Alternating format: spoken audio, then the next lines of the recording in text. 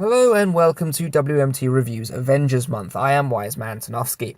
Now, until this point, Marvel's new universe had been solidly set in the real world, with a few realistic alterations. While an Iron Man suit as advanced and powerful as the one we saw might be a touch impractical, the science behind it was never too far-fetched. It was still affected by power levels, the icing of high altitudes, and suffered damage when under duress, albeit largely cosmetic. Even with the Hulk, a creature seemingly so outlandish and almost fantastical, it was solidly grounded in reality. He was susceptible to exhaustion, he had to put force and effort into his various acts of destruction, and when facing an adversary of a similar caliber, he found himself struggling. All set in the real world, with a few minor changes to the rules.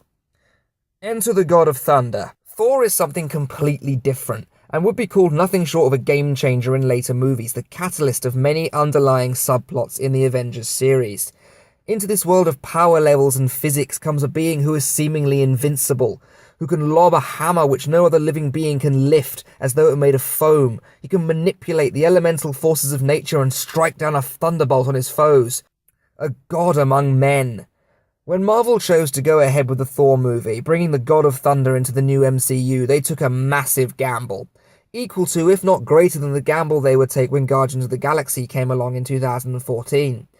After taking 3 films to establish the rules of their new universe, they introduced a character who laughs in the face of those rules. And if it didn't work, their grand plan for the final Avengers movie could never succeed. So, how did they do? Let's find out. This is the WMT review of Thor. So, what's the story? In the mythological realm of Asgard, the powerful and arrogant god of thunder, Thor, played by Chris Hemsworth, is next in line to succeed his father as king. However, his ego is manipulated by his younger brother Loki, played by Tom Hiddleston, and Thor leads an unauthorized attack on Jotunheim, the frozen realm of the frost giants, leading Odin, played by Anthony Hopkins, to regretfully banish his son to Midgard, or Earth, stripped of all of his powers. There he encounters an astrophysicist by the name of Jane Foster, played by Natalie Portman, and must convince her and her associates to help him find a way to redeem himself in the eyes of his father and regain his power. Meanwhile, Loki learns of his true parentage and plots to overthrow Odin while he's vulnerable, forming an alliance with his true father, the king of the frost giants, while also sending the dreaded Destroyer to eliminate Thor. However, when Thor elects to sacrifice himself to protect the people of Earth, he regains his godhood, defeats the Destroyer, and returns to Asgard, destroying the Bifrost Bridge while Loki is lost into the void between worlds. Visually, this film is the most stunning of all the Avengers films thus far. The incredible designs which make up the world of Asgard are absolutely gorgeous to behold. The towers, the gold, the patterns, the vast banquet halls. No expense is spared on creating this incredible world, and it pays off. And the otherworldly designs also find their way into the costumes of the Asgardian cast. The ceremonial battle armor of the Viking-esque warriors is truly stunning, all gold, silvers and cloaks. It's like Game of Thrones meets Hercules. Speaking of which, the story is also very reminiscent of the old Disney Hercules film, of a god who loses his power and must prove himself a true hero to recover it while battling the threat of a rogue family member. But I think it works even better in this context. From the moment we're introduced to Thor, we know this guy needs bringing down a few pegs, and we all know what that means. Character development. Sweet, sweet character development. Speaking of the big guy himself, let's have a look at Chris Hemsworth as Thor. Hemsworth delivers an incredible performance in this movie, especially in the scenes following Thor's banishment to Earth. There is some really clever writing in these very funny scenes, but also something very dramatic as he comes to terms with what his father's had to do to him, and slowly begins to realise that he did in fact deserve it. Hemsworth's voice is perfectly suited to the archaic way of speaking that Thor has, and it also works very well in the moments where he talks of his world to Foster. He has a distant and faraway tone as he speaks of his people, like the narrator of a mythology documentary. And it works really well. Portman also delivers a very likeable character as the love interest Jane Foster. She manages to wrap herself around the science talk very believably, and as such creates more of a character than the simple girl fawning over the pretty god. There is a very believable connection between the two characters, and it's great to watch it develop as the film progresses. So what about the other Humies? For me, the big scene stealer is Kat Dennings as Darcy. I absolutely love this character. She's so much fun to watch, and like Foster, she's more than just the ditzy fawning comic relief. She's got the brains and the hilarious edge to make her a joy to watch. Give me comic relief like this any day. On the Asgardian front, we have, of course, Anthony Hopkins as Odin. My God, this guy is a great actor. He fills the boots of the All-Father fantastically, and he looks brilliant on the big screen, all clad in his golden armour and carrying that great spear. Personally, I feel like he does better in the calm, wise and lecturing scenes than he does in the loud, shouty, booming moments. It just suits his acting style better, but overall, another great performance by one of my favourite actors. In terms of the big Avengers story arc, we're reintroduced to Clark Gregg's Agent Coulson once again, helping to draw the Earthbound storyline into the MCU continuity with his presence.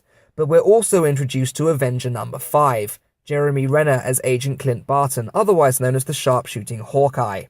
It's a very brief introduction, and we don't get to see him do, well, anything really, but he's there. Avengers. We also have Stellan Skarsgård as Dr. Eric Selvig, sort of a mentor to Portman's character, and who will play a part in the main plot of the Avengers movie itself.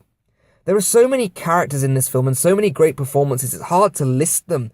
But in all honesty, the better way to put it is no one stands out as letting the side down.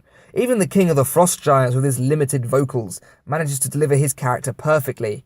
Couldn't ask for a better cast. Now for the movie's incredibly popular villain, so popular they would bring him back as the primary antagonist of the big movie itself. Tom Hiddleston as Loki.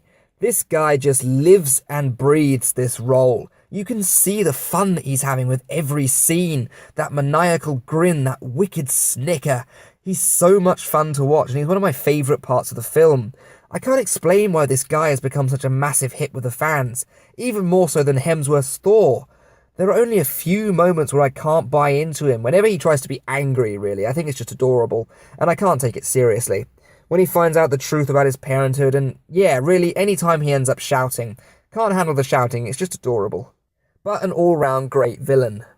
For a movie featuring a thunder-wielding god and a giant fire-breathing machine of destruction, several icy behemoths and a massive rainbow bridge between dimensions, the effects in this film are incredible. With all the detail that was put into building the world of Asgard, I was expecting great things from the effect department, and by thunder I got them. I'm not even sure which bits were real and which bits were digital. I completely bought into the world they were creating and I loved every minute of it. While the storyline did keep my attention for a very long time, if I had to find something that I didn't like, then it would be annoyingly easy. I talked in the introduction about this being one of the biggest risks that the MCU would take for a very long time. It seemed like they then proceeded to dodge a lot of that risk by going with the whole stripped of his power and having to prove himself as a mortal storyline. They take this risk of introducing this character, and then they completely avoid the risk by making him human for the entire second act, and for the first half of the third. Do I mind? Nope, not really. There's plenty of Asgardian action going on, and lots of Darcy to keep me distracted. Overall, Marvel took a massive gamble with this film, and it paid off. They created a truly magnificent world filled with fascinating characters, and they even managed to tie that fantastical world into the real world they had already created. No easy feat at all. And it could have been done so much more lazily, just expecting us to go along with it. But no, they respected their audience, and they bridged the gap between science and fantasy, and the result was absolutely brilliant. It's one of my favourite films of the series. Brilliant characters, a great story with some incredible action, and picture-perfect effects. And for that, I'm going to award Thor a resounding 8 on the Awesommeter. It's a great movie, and I would recommend it to anyone without a moment of hesitation. So that's an 8 on the Awesommeter for Thor. I've been Wiseman Tanofsky. This has been WMT Reviews Avengers Month. Thank you very much for listening.